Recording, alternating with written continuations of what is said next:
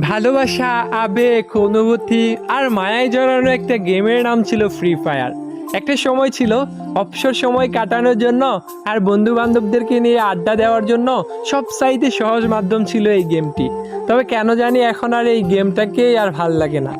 এখন কেন জানি গেমিং উইথ তালহা আর ফোরেক্স তাহমিদ ভাইয়ের ফানি ভিডিও দেখে আর হাসা হয় না। টুয়েফ লোল গেমারের ইমোশনাল ভিডিও দেখেও আর কান্না করা হয় না।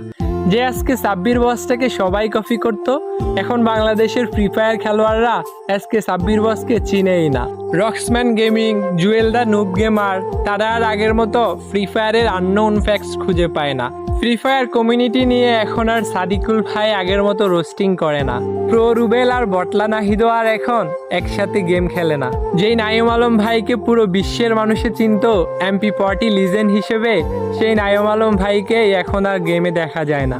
কতদিন হয়ে গেছে গেমিং উইথ জিহাদ ভাইয়ের সেই বিখ্যাত ডায়লগ, ভাই